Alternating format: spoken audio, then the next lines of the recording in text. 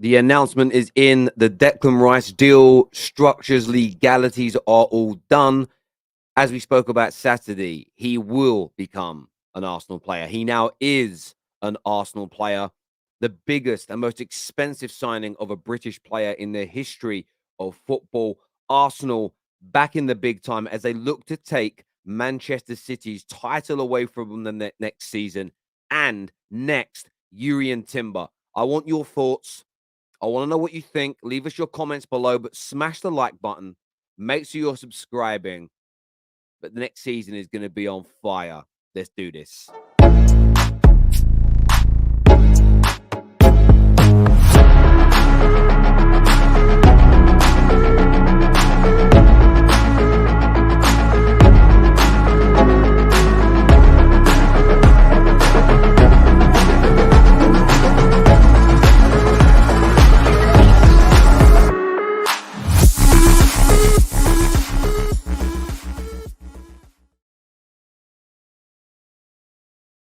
A long saga, and it's been frustrating for many people. I think we live in the world of instant gratification.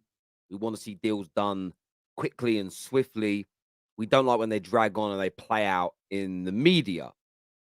But often they play out in the media, very rarely because of the buying team, sorry. It's very much because of the selling team. They want to delay things, they want to put pressure upon you, they want to create a scenario where your fans are putting pressure on you, and therefore maybe you'll bid a higher amount of money. You'll agree to their payment terms because the seller's trying to get as much money as possible in the fastest way they can. And it was definitely West Ham that were making the majority of the leaks and were providing the majority of the updates to the media. But it's about remaining patient. Arsenal have gone and got themselves a tremendous deal here. 105 million, yes, is a British transfer record. It's the most amount of money ever spent on an English or a British player. But Arsenal are signing an absolute star in Declan Rice. This man is an absolute colossus in terms of his footballing ability, his availability, stamina, energy, and physicality on the pitch, plus his leadership. That is a ridiculous trident.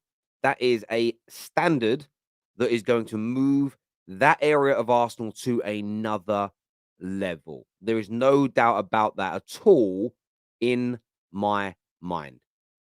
They, whatever way round you want to believe it to be, whether it's Declan Rice chose Arsenal over City, so City walked away, or whether it's Arsenal blew City out of the water, both of those things are for Arsenal fans to celebrate. There is no banter to be had here.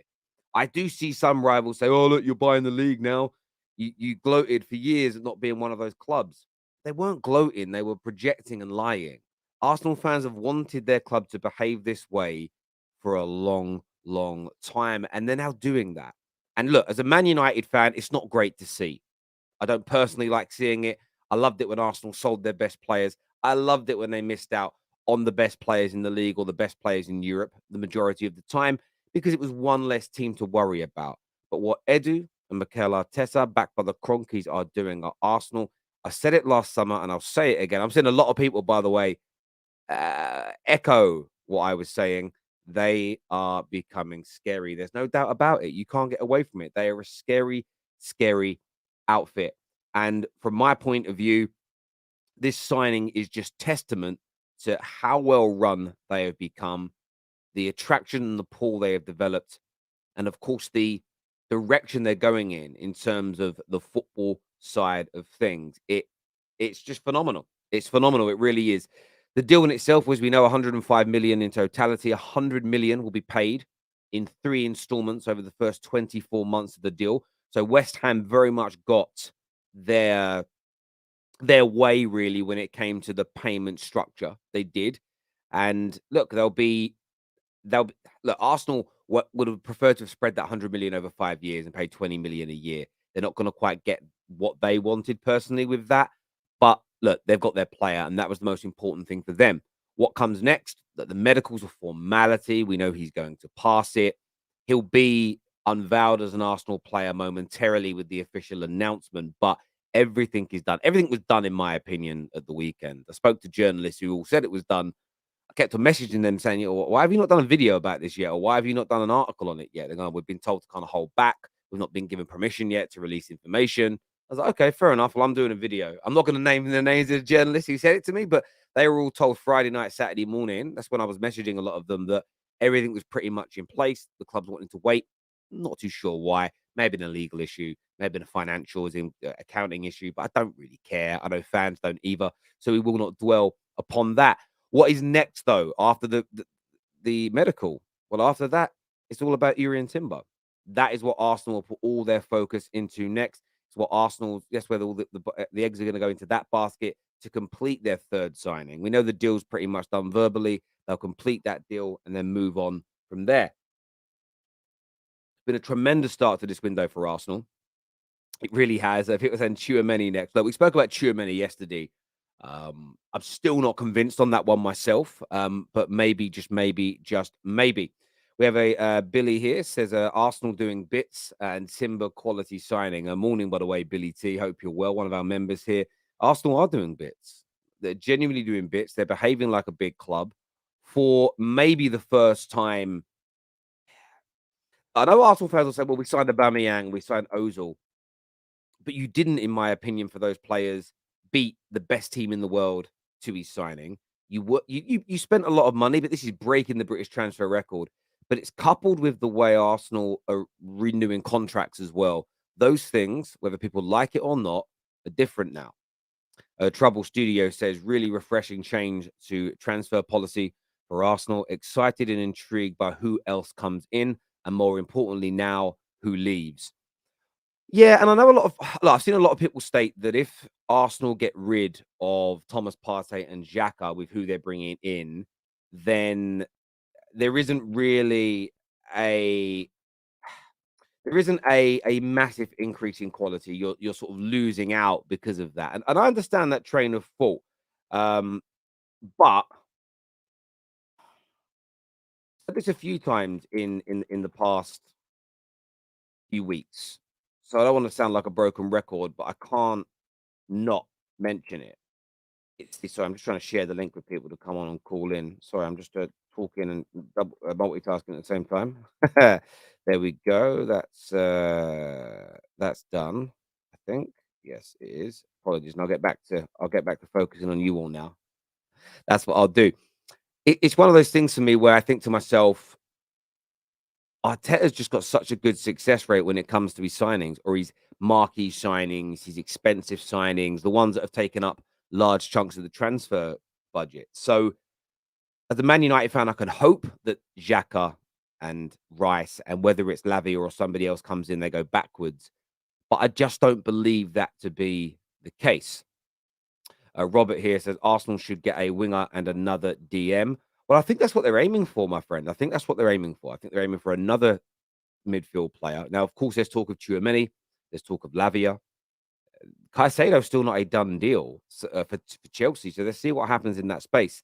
But yes, I think you're right. If they get another good quality inside forward and a DM coupled with Jurrien Timber, they are genuinely set to do some brilliant, brilliant things next year, Robert. I couldn't agree with you more. And we know Xhaka's gone. Yeah, you're absolutely right, Rude. Like, we know he's going to go 21 million. By the way, 21 million pound is a phenomenal piece of business. And it just goes to prove that when they had problems bringing people in 2 seasons ago and had to renew his deal rather than let him go, that was sensible business because it maintained the valuation of the player. Man United tried to do this way back when, like 2018, renewing the contracts of the fringe players to try and raise money for them. The problem is we didn't have a fixed system, so the team didn't improve. Didn't have the right manager, so the team didn't improve. So the assets were on new deals, but they lost valuation. Therefore, it would have been better to have let them go because the amount of wages we paid in that time period outweighed the transfer fee we get. So there is a risk to it, but in business, there's always risk versus reward. You know, return of investment is a business phrase that's often thrown out. And the Granit Xhaka deal represents a brilliant return of investment. And it just depends now where Arsenal invest that to move themselves forward. Need to get Ivan Toney next. Yeah, look, you may, but I doubt anyone's going to move for him until January, but I get why you would focus on him. Terry, you said that last season and City won it easily. Well, what I said this time last season about Arsenal was they would become title challengers, and they did. I said they would shock people, and they did. I actually predicted them to come third at the beginning of the season. It was only after Liverpool's poor start and Arsenal's fantastic start that I changed my mind. And then come kind of January, I said I think they might win the league. But the only element of my predictions last season around Arsenal was in seeing the job through to winning the title. But every other element of the prediction was absolutely spot on. I was far more accurate about the Gooners than the people that said they would come fourth or fifth or do nothing, that laughed at me for saying they'd come third. Yes, they didn't eventually win the league, so you were right because you said they'd come fifth. But your overarching and underlying reasoning and rationale was completely and utterly wrong. If I predict a game's going to be very close and tight and finish 1-1, and you predict the team's going to smash another 5-0, and the game ends 2-1 or 1-0, and it's a close game, I'm far closer to being correct than the person that predicted the win, but by a 5-0 landslide margin. So I keep saying this to people. You can have shade, you can have anger, you can have bitterness towards Arsenal, and that's fine. That's your prerogative. I don't personally care. But you're just deluding yourselves and setting yourself up for failure. You're only going to be disappointed when you delude yourself. It's a very poor way to. It's a very bad way to like run yourself. Trust me. It really, really is. Arsenal like little fish in the sea. Maybe if that's your opinion, and fair play to you, my friend. Any idea what other striker Arsenal are targeting for this upcoming season? Right now, it is sparse. There's no real news about attackers coming to Arsenal. Rafinha was mentioned a couple of months ago. I remember doing a piece on that. Outside of that, very little updates, very little news. But I do think Arsenal are cooking something. I do think Arsenal are cooking another signing that will be Timber-esque, where you'll get an Ornstein dagger or a Ben Jacobs bomb or a Fabrizio update that just says Arsenal in advanced talks for X, and it'll be a player that I think will excite people. I don't know. You got to remember, a lot of people talk about Arsenal have done too much of their transfers this summer in public. They've only done one, and that's Rice. Kai Havertz came out of nowhere, and so did Jurrien Timber. And the only reason that the Timber deal was dragged on till now is because Ajax wanted to wait until their new financial year to complete it. That has nothing to do with Arsenal. It's nothing to do with Arsenal. Even the Declan Rice still taking an extra week was because of West Ham, not Arsenal. So they're moving in silence. They're behaving impeccably. And again, the behavior on and off, the way they're behaving off the pitch has manifested itself in terms of their game. So look, they're a dangerous, dangerous outfit now, Arsenal.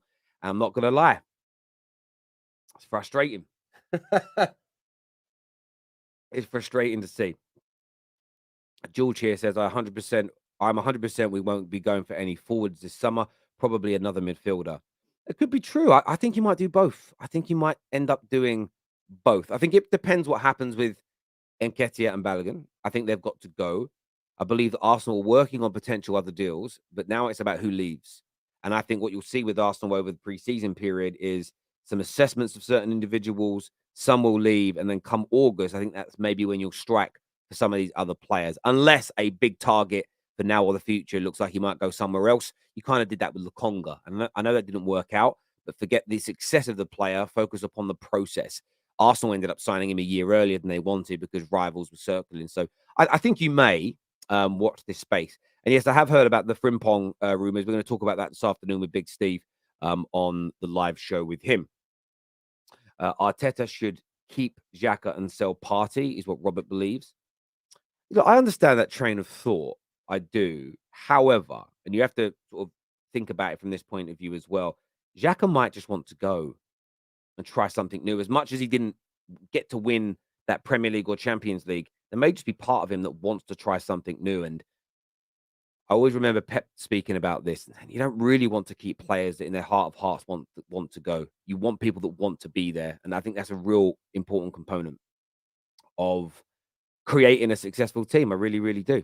We're going to take some calls now. We've got Ozzy Gunnar and we've got Brandon coming on to have their say. If you want to speak to us, we'll share the link in the live comment section now. Let me just write this in and we post it and then I'll pin it. Morning, I am Dishy. Hope you're well. Hope you're good. That's a good username. They don't even use the word dishy anymore to say good looking. I don't know. I haven't heard that word in a long time. But anyways, let me just post that link and pin the comment section. There we go. And make sure like buttons are being hit, by the way. Let's bring the boys on to have their say on this big breaking news today. Let's do it. Welcome back, boys. Congratulations on the announcement from the top journalists that the deal is done and over the line. How you feeling, Brandon? Talk to me. I'm ecstatic, Tel. I'm absolutely ecstatic. At the same time, though, this football club like to make me look like a dickhead. I ain't going to lie. Because I brought out a video yesterday, like basically having a little bit of a complaint about how long this deal was taking. Then all of a sudden, midnight last night, they drop a bomb on us, don't they? So, yeah, but ecstatic to get Rice over the line. And, you know, now that the details have come out and it kind of seems like, you know, West Ham were the ones that were dragging their heels, not Arsenal, you know. So yeah, we got some more work to do, but this is a massive signing for Arsenal. And yeah, really pleased, mate. Yeah, I bet. I mean, I think with the delays, and I know that everyone's got their own opinion and sits on things the way they do, it always felt like a West Ham thing to me because it was about the payment structure. I think fans have got to start relaxing about how long deals take to get done. Everyone talks about City and how brilliant they are. Their Guardiola deal's been going on all summer. No one's criticizing them for it taking so long. You know, Liverpool, they got McAllister done and they got Soboslai done, but that's because it was buyout clauses. And that's not a dig at Liverpool. It's a buyout clause. The reason, do you get where I'm coming from? I think we honestly exaggerate. And when it's our own club, I think we notice it more. But you know, Brandon, I'll give you an example. How often are you out and you see other people's kids doing things in restaurants or when they're out and you don't think anything of it? If your kids make one little noise, like shh, and annoy people. Yeah. When it's your own, I think you're far more sensitive to it. But I just don't think it's been that long a drama personally. But I hear where you're coming from. Ozzy Guna, it's over the line now. You blew City out the water. You're improving that midfield. Talk to me. Dude, I was excited when I heard the links. I was excited we're going toe-to-toe with City. I was excited when City decided to walk away. But I wasn't expecting it to be a quick deal. Done and dusted, see you later. Just like you said, West Ham are going to be knocking on the door saying we want X, Y, and Z. We know you want the player. And of course, they would have dragged their feet. But you know, this signing by Arsenal is a move in the right direction. Yes, we need more. And I know the guys in the chat, big up the chat, are going to be saying there's more needed.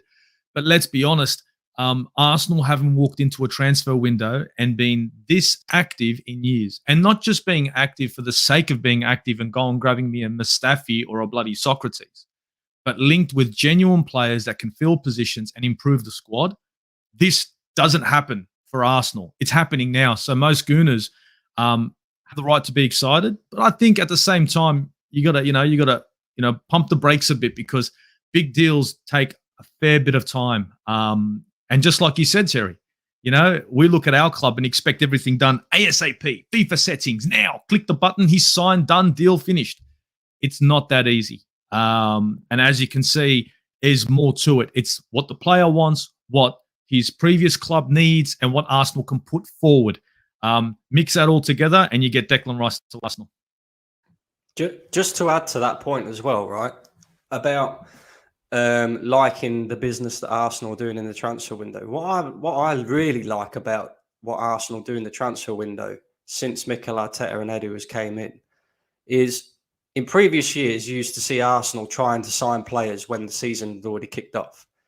Last season was kind of the start of what we're seeing, you know, now in the transfer market, where Arsenal had already got their major targets over the line, ready to start pre-season, ready to be integrated into the squad so that when match day one comes around, we hit the ground running. And it looks like, you know, that's kind of becoming a thing now at Arsenal, which is great to see because, you know, far too many years in the past, we used to, you know, be starting the season really poorly and then trying to dally around in the transfer market, ending up with players that we didn't necessarily want.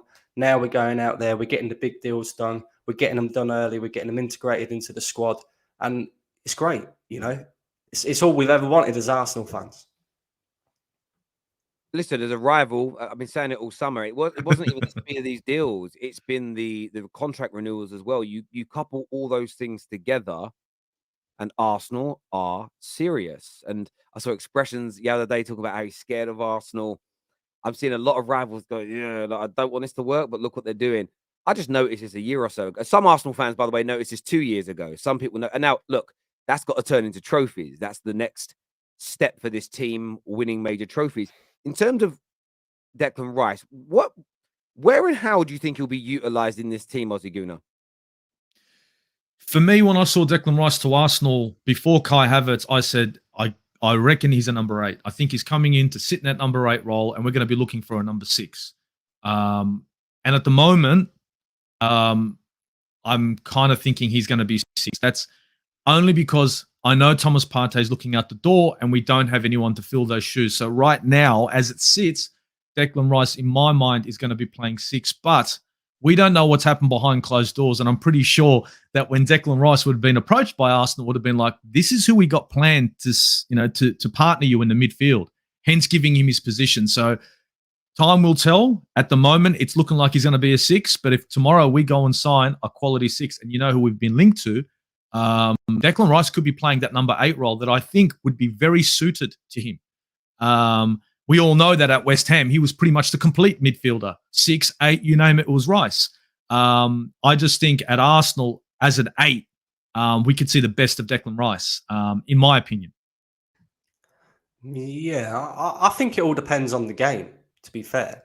I'm looking at the players that we're being linked to, like Lavias and stuff like that. They're more of like the 6 type of role.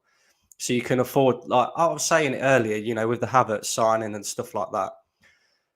Arsenal predominantly like to dominate the ball. They like to dominate the possession where they can against the smaller teams.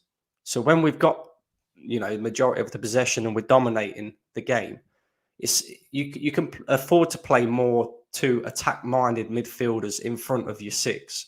Whereas as against the bigger teams, maybe, you could, with Declan Rice being able to play the 8 and the 6 and kind of do both roles, you can be a bit more reserved by having, let's just say, a Thomas Partey and a Declan Rice, and then a Martin Odegaard or a Kai Havertz in front. So you kind of shoring up your midfield a little bit more. So it gives Arteta options. It definitely gives Arteta options. But that's what I see. I don't think he's got a set role as either a 6 or an 8. I think it will very much depend on, who we're playing in that week. But yeah, definitely. I think there could be some versatility in this. Jorginho's at the club, and I think, I always talk about club PR and should we believe everything we're told by the journalists about our clubs? This is going to be whether or not, they spoke when you signed Jurrien that he was a long-standing target and he was massively admired by your manager. This is going to be a key component to that. This is going to show people whether or not he really was, or whether he was always seen as a backup option. Because I think that there's times to play him, and there's times to play Rice as the DM, and there's times to play him in a box-to-box role. I think, Exactly. And this is the thing for Arsenal this year, when you're not in the world of just trying to make top 4 anymore and see what happens in other comps. It's trying to win both domestic trophies, and you've got to be highly competitive in the Champions League and Premier League. And for the younger Arsenal fans who don't even remember the Champions League, has it been 7 years since you've been in it? So there's a generation that don't remember it, or they actually don't remember you being competitive in it anyway, because even the last 4 or 5 years you were in it were really poor. This isn't the Europa League where you will rotate 8-9 players on a Thursday to play in Azerbaijan or to play some second-rate team in Portugal. You have to play your strongest available team 2 times a week, but you have to rotate, because if you don't, you'll get to Christmas and you'll be burnt out, because you're trying to win the domestic trophies as well. So yeah, I think Rice will could play a couple of different roles in this team, and the good thing is he has that capability to do that as well. In terms of what's next, I know Jurrien Timber. I think, are you guys pretty relaxed about that? It seems to me like a formality. Are there any other positions, Ozzy Guna, that you would like to see Arsenal address and maybe go for next to improve the squad more?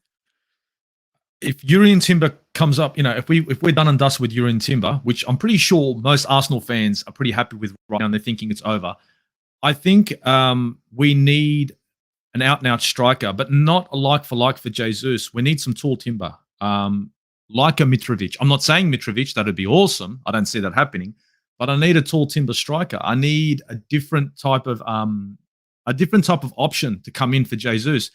We can't be playing that same dimension with a Trossard and a Martinelli and Jesus playing in the middle of the park. Sometimes you need that Peter Crouch to come in and get on the end of a header. Now, I know people are going to talk about Kai Havertz being decent, but let's not go there.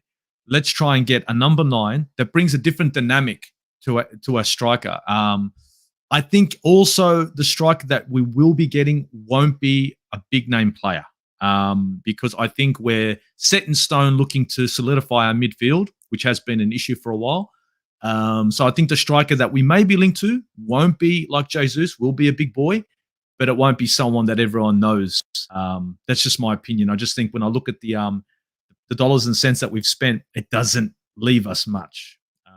And with the talks of Eddie Nketiah and Balogun pretty much being out the door, recouping some of that coin, using it for another midfielder and or another striker looks like what Arsenal will do next. Yeah. See, I agree as well. I do think we need another striker who offers us a different dimension to Jesus. I think, like you said, we need an out-and-out goal scorer. I think a lot of that will depend on Balogun, though, because I'm hearing different things. I'm hearing that Arteta, is willing to give him an opportunity in pre-season. He kind of, I know it's in the French league and that, but you look at him and he looks like a striker that can score all different types of goals. He looks more of an out-and-out, goal scorer compared to a Gabriel Jesus. And if we keep Balogun, maybe he could offer that dimension from the bench for us. It would be a massive risk because, the guy's still young. He's not proven, or he's semi-proven, but not proven in, the Premier League and the Champions League. But that could all depend on what happens with him. I just think, if you're going to go out and get an out-and-out goal scorer, you're looking at £80 million plus. And I really don't see Arsenal going out there and spending that sort of money on a striker when we still need to address the midfield. I'd love for Arsenal to go out there and get Tchouaméni. I've seen we've been linked with him. Or even, go back in for Caicedo. I think they're them two players, the type of players that we possibly need in that midfield, and that would kind of set us in stone. With Jurrien Timber coming in, I think we have loads of options across the back line now. You've got Tomiyasu that can play right back. You've got Ben White and Jurrien Timber that can play right back. Tomiyasu can also play centre back. Timber can play centre back. Ben White can play centre back. So you've got lots of different options in that area. You've got Zinchenko and Kieran Tierney, who we don't really know what's going to happen with Kieran Tierney, but if he stays, you've got your two options at left back there. And then, of course, you've got, Gabriel and Saliba. So I think in terms of defence, I think we've got enough, variety and options there to not have to really worry too much about that area. I definitely think midfield is a priority, especially if Thomas Partey is going to leave. And, striker will all depend on Balogun, I think. Yeah, it's going to be very, very interesting to see what Arsenal do. I mean, again, I'm focused heavily on my team. Nice breaking news, actually, from Fabrizio about us, just changing the subject massively. Do you know what annoys me, right? News about United. Oh, my God. I've been waiting for some good United news from Fabrizio for a while, and he does it just as I'm going live about another team. It's so frustrating. But Man United have made a verbal bid to Inter. And what I love about the verbal bid, you all know my take, that means they bloody bid. There's no such... I just don't believe... that the only difference between an official bid and all the other bids is the official ones can be accepted and then you're committed. But a bid's a bloody bid. Do you know what I mean? It's like... whether you WhatsApp message another sporting director and say, would you take 50 million? Or whether you send a fax or an official email. I don't understand what the difference is, bruv. Do you know what I mean? It's like, if you text a woman tomorrow saying, would you marry me? And she says no, you've still proposed. Just because you didn't get down on one knee at a restaurant, don't mean you didn't do it. Like, but yeah, that's good news for us. But I'm intrigued. I mean, someone says no Mount news yet. No Mount news yet. He released a video saying bye to Chelsea and did his medical. He's done. I don't care about the formal. Honestly, the formal announcements are the one bits I don't care about because it's just that's the parade. And I don't go on the Man United website anyway because no self-respecting Man United fan goes on their website or their Twitter because you don't give them any traffic yet until the Glazers are gone. So it's done. But yes, now look, you guys are moving very much in the right direction. And look, what I'm really excited about, Man United actually have their first game in like 5 or 6 days. But I actually think preseason is going to be a bigger focus this year than any other from teams, because next season in general, I think is going to be massive for all of us. And I actually feel to catch City, you know what? I'm not a fan of this saying, but you know, an enemy of my enemy is a friend. There's an element of truth to that. I think to catch City, you need a very good Arsenal and a very good Liverpool and a very good Man United, as an example. Yeah. Because I think you need enough teams that can beat them. If there's just one team going at them that's good enough to beat them, either in individual games and accumulate points close to them, I still think they win the league. But if Liverpool are 20-odd points better next year, Man United are 10, 15 points better, Arsenal are better, hopefully that will take points away from City and it will give us all a chance. One of us can pick them. But I think if it's just Arsenal that are out there challenging, I think City win the league. If it's just Liverpool, I think City win the league. If it's just Man United, City win the league. So there's this element where I am thinking, I kind of feel like we all need to improve for one of us to catch them.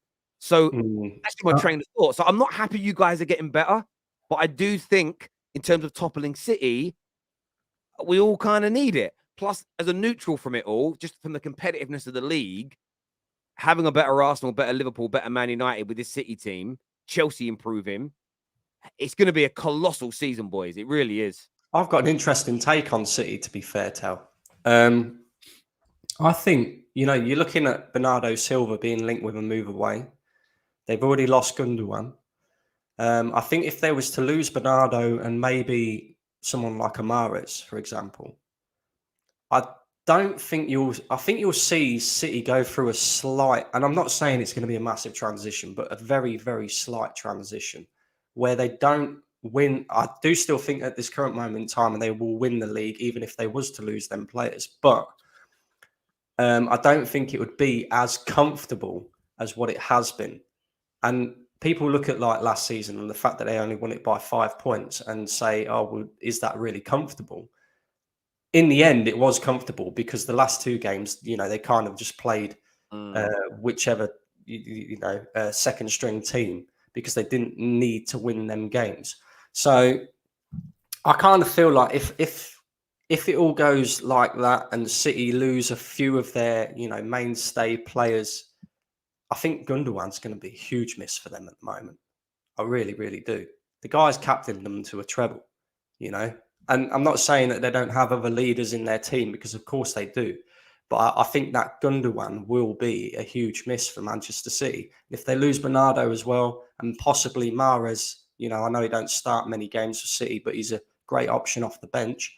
Maybe we could see the likes of Arsenal, Man United, and Liverpool, with all the improvements that they're making in the market, get that little bit closer to Manchester City. So, yeah, that's my feeling on it. But you could be right. You could be right. How confident are you for next season at the moment, Ozzy Gunnar? Do you feel, is there still more that's needed? Do you feel you'll be? I mean, Lee Gunnar said last night or yesterday afternoon on the Straight Facts that you won 9 of your opening 10 games. Could you do that again, or maybe you don't need to? If your back end of the season is better, the beginning part doesn't have to be as good. You think about those 4 games that you drew and lost. If you win 2 of them and draw 1 more of your opening games, you're actually in a better position at the end of the season than winning your opening 10 matches. So how do you see the season going? Well, on the current signings, I still think we need to strengthen. With the players that we've been linked with, let's say Alavia and Timber or whatever, I think we can still push City to the limit. But I think Arsenal's issue is, and it has been for years, is that January, February, that March, that area is where we start dropping points. I think that's where Arsenal need to start to focus. The start of the season would be great for us to take off like a rabbit out of a hat, you know what I mean? Just taking off. But that would be just like Arsenal. What I need from Arsenal is I want them to leave something in reserve.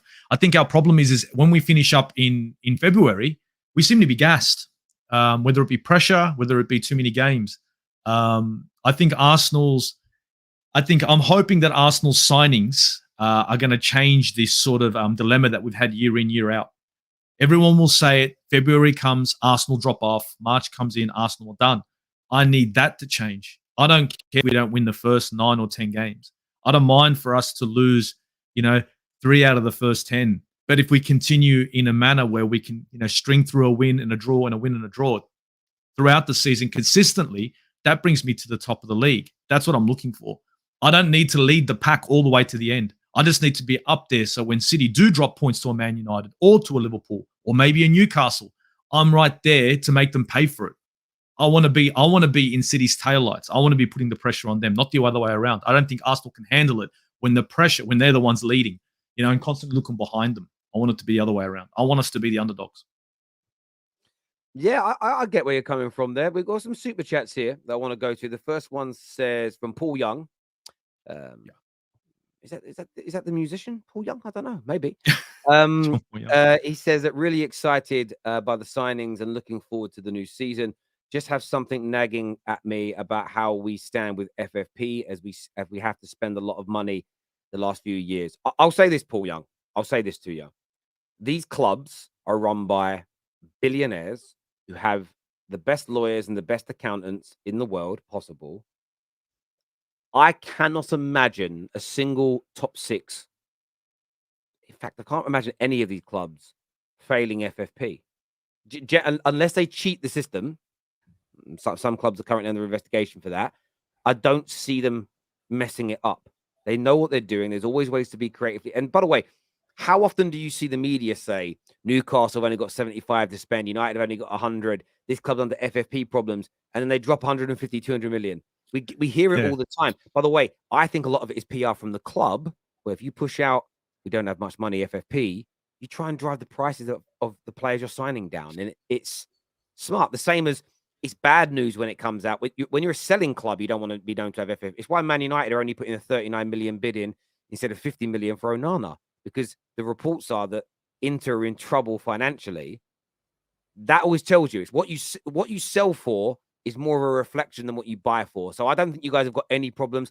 I still personally think you lot could spend another 150 million this summer and you'd have no problems at all. I think you've got loads of money. Loads of money. No problem at all. I think people are forgetting how big Arsenal Football Club is. I think also Arsenal people are forgetting that Stan Kroenke have paid off all the debts, all the stadium debt, a lot. So whatever money we generate as a football club, although it's not always the case, can be used for transfers. I don't see it being without out of the realms of possibility for Arsenal to have a £300 million window this window. No, when you factor in the Premier League money, the Champions League money, the revenue that we're gaining as well, definitely. The money that Arsenal generate, even without Champions League, we were able to spend £200 million in a season. So that's 2 transfer windows. It just seems that the Kroenkes are now allowing us to do that. Don't forget, Arsenal have been streamlined. So we've cut costs everywhere. And in saying that, Manchester United have also dropped their operating income year in, year out. And it's very American. I know it's the Glazers and this and that. But if you check out Man United's operating income in 2018 in comparison to now, it's pretty much half what it was. So when people look at, FFP and all that kind of stuff, Man United are saving money just in their operating income, and so is Arsenal. So there's a lot of different ways for a business or a club to generate dollars and cents, and that's by cutting some costs. And I think Arsenal, under the Kroenkes, is run very much like a business when it comes to Stan Kroenke. Now that it's his baby, he knows what it generates, and he can sit back and say, look, for 200 million that you guys can spend and still have change, I'm going to allow that, and you can continue to spend if you make sales. Now, that's what most Arsenal fans have wanted for years. It just so happens that it's happening now under the Kroenke hire. You know what I mean? And it's positive for an Arsenal fan, but we can't forget what the Kroenkes kind of put us through throughout the years. That's one thing I won't forget. Yeah. I you can't forget that. Yeah, the once bitten, twice shy. Totally understand that. Yeah. We need a backup for Saka, period. Yeah, I do think there being some rotation for Saka is key. He's fallen off at the back end of 2 seasons from a outputs point of view, but I just think that's due to exhaustion. Arsenal need to get a DM like Calvin Phillips, sell Balogun. You've got Declan Rice and Jorginho. I don't think you need. Look, you might be looking at Lavia, but if you get Lavia, I think that's because you're going to use Declan Rice in maybe not straight away, but as more of a forward-thinking midfield player. Which I go back to videos I did with the likes of Dean Jones, who knows the Rice camp well 2 years ago, where their desire was to move further up the pitch at some point in their career. So always hold on to that. Sean here says, Terry, I agree with you. I think we should all enjoy the next couple of seasons, as I believe the Super League will happen in 2025, in my opinion. Yeah, look, I believe the Super League will happen, but I believe it will happen with UEFA. It'll be it'll happen with UEFA. UEFA will be like, well, listen, guys, we'll do this, but we'll do it together and we'll give you more money. That's look, my dad, my grandfather was a very big union man in his industry, and compromise is everything. You never quite get what you want, but you can compromise, and there'll be a compromise in there at some point. And once UEFA back it and the TV companies back it, fans will get on board straight away anyway. If we sell, and by the way, even if everyone hated the Super League, the reason why I didn't I condemned it day one because I was angry. And then the next, I was on a show with Joel Bayer, and he said, but are you guys still going to cover it as YouTubers? And I was like, I will. Therefore, I stopped moaning. That's the thing I say to people. You're all going to tune in and watch it. So no moaning. Like, you're all going to watch it. You're going to subscribe. You're all going to make content on it. So there it is. If we sell Xhaka, Partey, Elneny, Nketiah, Balogun, Holding, Cedric. Okay, keep going. Gets us 150 million at least. Then we can buy Lavia, Tchouaméni back up. Do any of you think you can get Tchouaméni? Because this story doesn't want to go away in Spain. It's a never ending, dude. We're linked to him like left, right, and center. And is report after report. So, look, I don't want to get gassed because, Arsenal fans, most of us are realistic. We're like, nah, no way. But when the reports keep coming in, you start thinking, wait a minute, let's do the maths like this guy's done here. Let's do some quick maths. Can we do it? It's a possibility. But the problem you have here, does he want Arsenal? It's more than just if we can get him. Does he actually want to come to Arsenal? So it's a big if. I don't know. I don't know, Terry. It's not looking good, bruv. I don't know. I think there's a possibility there, but I don't think it's a permanent deal. If Tchouaméni was to come to Arsenal, I think it's on a season-long loan. And I kind of covered on this the other day as well, and I kind of said people think that he didn't make that many appearances for Real Madrid last season. He actually did. He played 43 games out of their 57 or whatever it was in all competitions, right? But he only made 24, 26 starts, one or the other. So a lot of them appearances were off the bench. So he's kind of used as a bit part player. Now that they've kind of signed up Toni Kroos and Luka Modric to new deals, and they've brought in Bellingham, is there a possibility that, maybe he won't get as much game time as what he requires and might possibly look to, I don't see him leaving Real Madrid on a permanent. I don't think a Real Madrid will allow him to leave on the permanent either, because at the end of the day, Luka Modric and Toni Kroos are not going to last forever. They're in their 30s. They're coming towards the end of their career. And eventually, Tchouaméni will be a mainstay in the Real Madrid squad. But this season in particular, there might be a possibility open up where, they kind of allow him to move out on loan to give him some game time that he's not going to get at Real Madrid. And maybe that opens the door for Arsenal to come in and give him a loan move, maybe. But I don't see a permanent deal happening.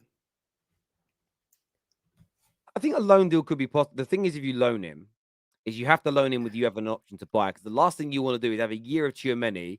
He's amazing, and then Real Madrid go, thanks, we'll have him back now. Yeah, and that's the. Thanks, I mean, you did take that risk with Odegaard, but Odegaard had already had multiple loans, so there was a bit of a. I always felt, and listen, he's ended up being a better player than I expected him to be, but there was always a feeling that Real Madrid didn't want Odegaard. Once a player's been loaned out once, twice, 3 times a lady, I mean, I just don't know the success rate. I mean, Harry Kane's a famous example of it working, but he's the exception to the rule.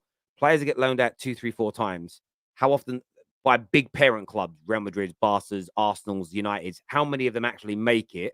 It's quite a small percentage when you look at how many go out. You'd have to get that option to buy. But, I mean, that would be... I mean, Lavia is a good signing. If you guys were able to bring Tchouaméni in any capacity, it would be colossal. This here says, with this squad, a need to be in all title charges, cups and league for many seasons, thus winning several trophies is if the squad's maintained.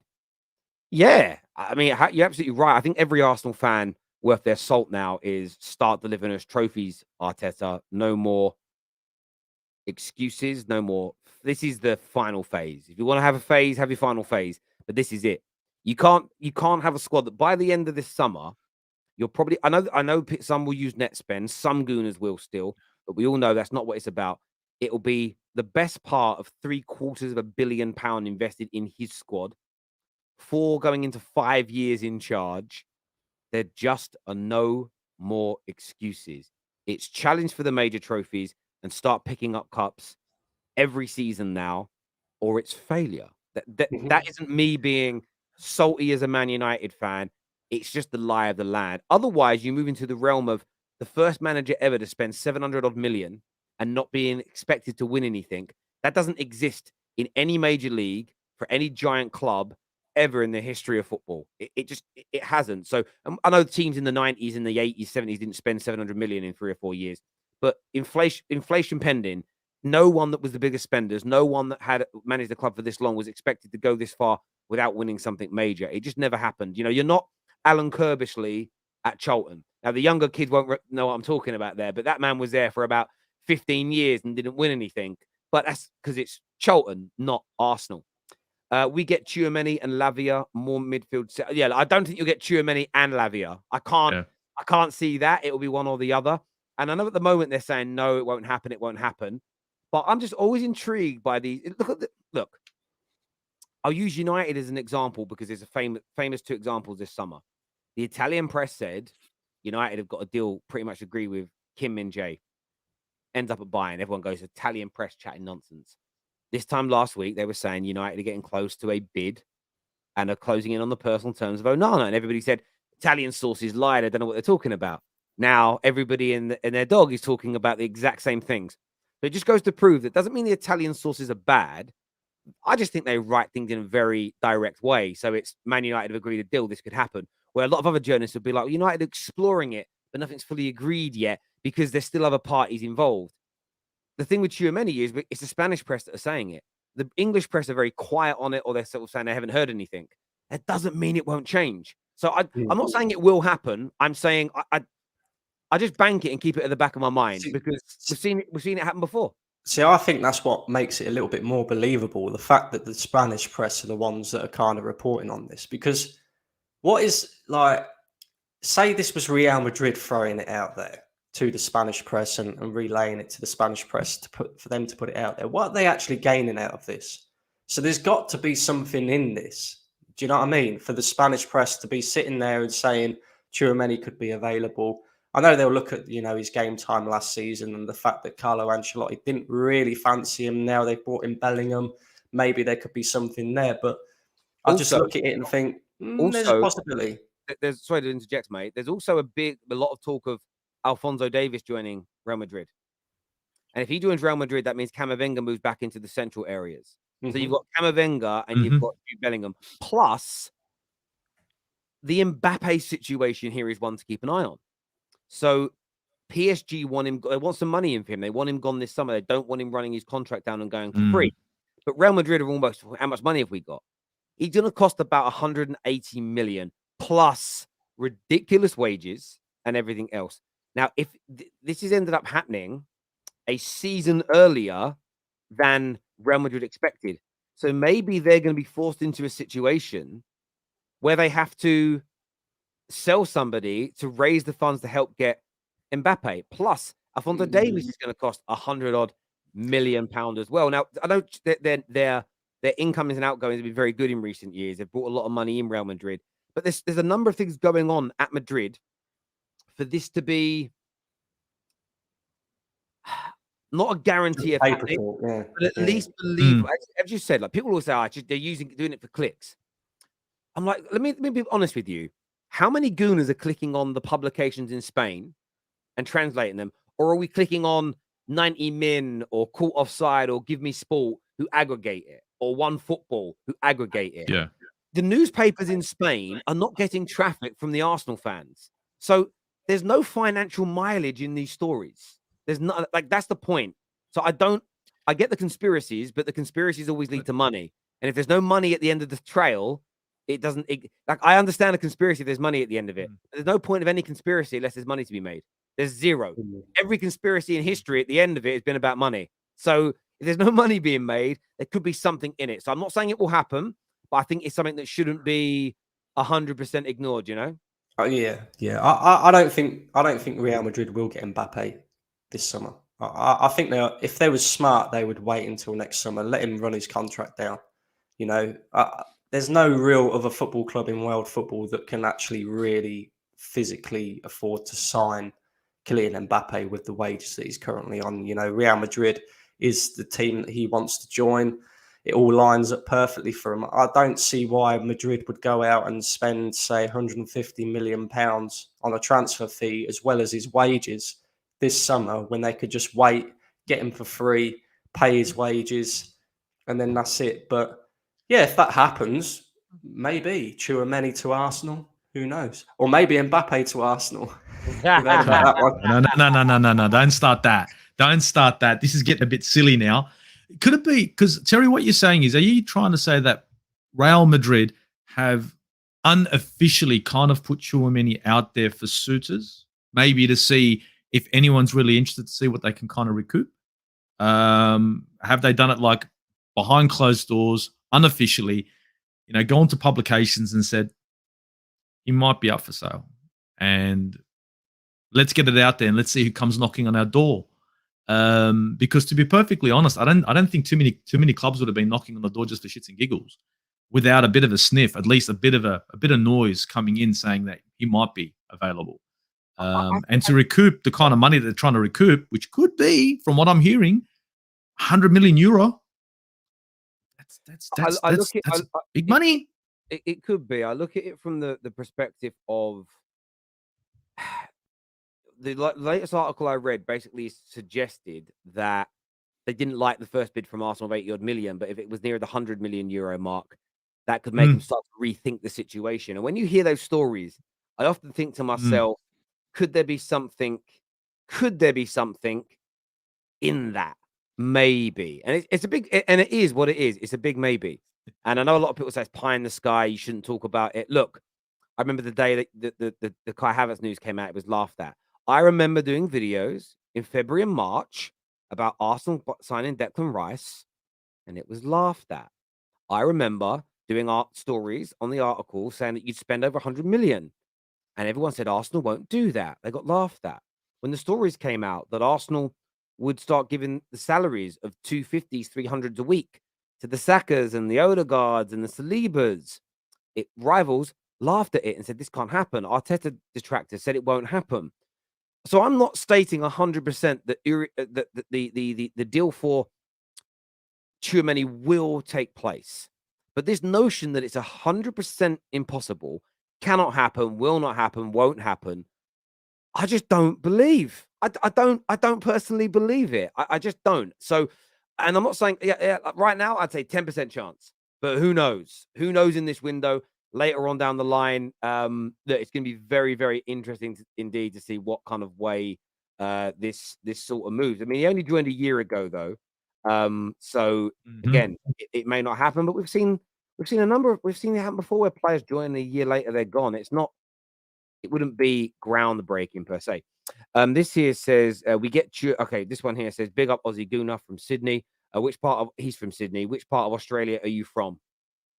Sydney, buddy. Western Sydney. Nice. The Aussie Guna didn't get the striped top memo. No, that's true. He didn't. Yeah. I'm in Oz. It's cold. Okay. I'm not doing it. I just can't do it. I'm from the land of, we all know what Australia's all about. We don't like stripes here. Okay? So, yeah. Bad memories. I like it. Yes, this goes. Go ahead, Game. I know you've sent me a lot of stuff on Tchouaméni. We'll see what happens with it, bro. It's an interesting story to keep our eyes on. Listen, I want to thank everybody for tuning in this morning. There's a lot more people backstage. I haven't got any time to get anybody else on today. Very, very sorry to the people that have waited. My viewers, please make sure you hit the like button before you leave. Thank you to the super chatters. and everybody else involved on the show. Back this afternoon with Big Steve. We'll be talking about Onana. We'll be talking about a number of other deals, including Timber. So please make sure all of you now are back. Bang on 3:30 for that show. This video will redirect you to it, so you can go and hit the like button now, bookmark it, and get it ready. Until next time, everybody, take care. Goodbye. God bless. And we'll see you all again very, very soon. Thank you.